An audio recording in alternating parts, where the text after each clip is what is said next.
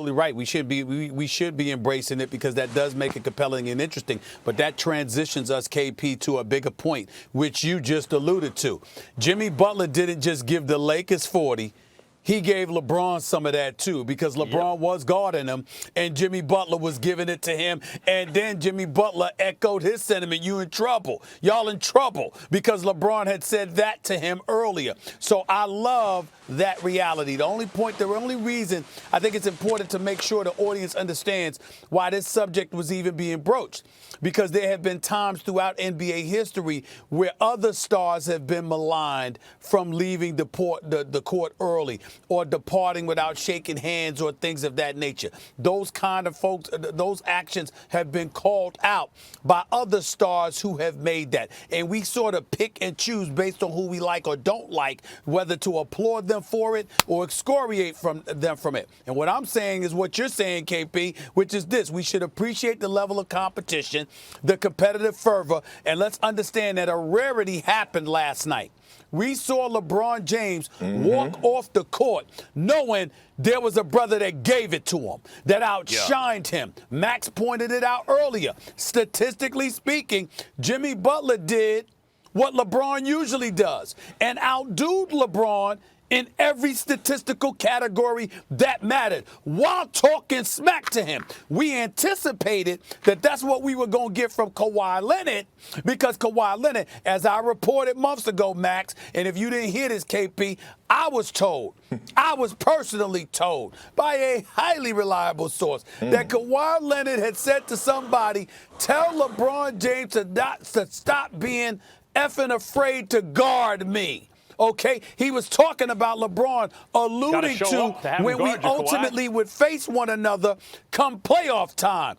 And sure enough, it never happened because LeBron handled his business and Kawhi didn't. But Jimmy Butler took that mantle last night and gave it to LeBron, and now LeBron has to respond. Real quick, to just encapsulate the feeling here, it seems to me, Jimmy Butler says, y'all in trouble, you're tugging on Superman's cape.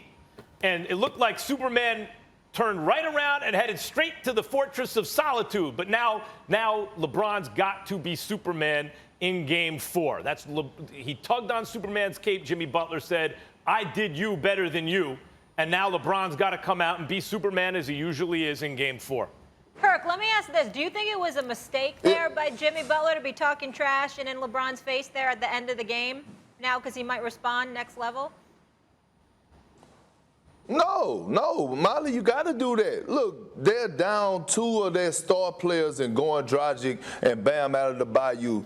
Jimmy did nothing wrong. He got to talk his noise. He's the leader of that team. And by the way, after having that type of performance, God knows he wouldn't have blessed me with that type of skill set that I would have been able to have that type of performance, because I would have woke up talking about it on social media. But Jimmy Butler deserves to talk noise, and he should talk noise. This is the NBA Finals. They're competing. There's no friends between the lines. If Bron going to talk noise to Jimmy, Jimmy had the right to talk noise right back at him. So he just about to be ready for Jimmy has to be ready for Game 4 and want all the smoke again, because I said this, in order for the Heat to win a game in this series, they're going to have to play perfect. Jimmy Butler played a perfect game. You can't get no better than what he did last night, not taking a three-point shot, dominating in the paint, making others better, facilitating and getting guys wide open shot, and rebounding the basketball.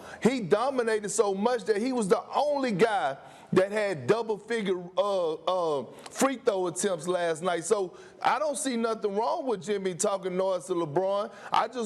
He's just going to have to follow up in Game 4. This is not a one-game series. He's going to have to follow up because Bron is going to respond.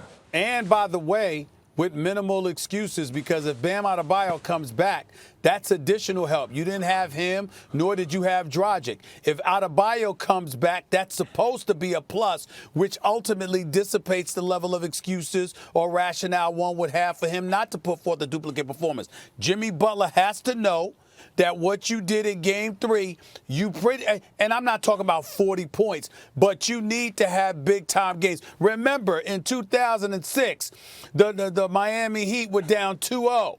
to the Dallas Mavericks. And some dude named Dwayne Wade said, I've had enough, okay? This is only my third year in the league, but give me the damn ball. And averaged 39 Butler, the rest of the way over a 4-game stretch. It's going to take that kind of effort from Jimmy Butler in order for the Miami Heat to win this series. Butler reminded me of Dwayne Wade in that series, Stephen A. People forget already. Dwayne Wade, that year against the Mavericks, had the best finals of any player between Jordan and when LeBron finally figured it out in the finals. Dwayne Wade had one of the all-time great series. Jimmy Butler looked like that. He looked like Michael Jordan last night. He did every single thing his team needed and beat a team that they had no business beating.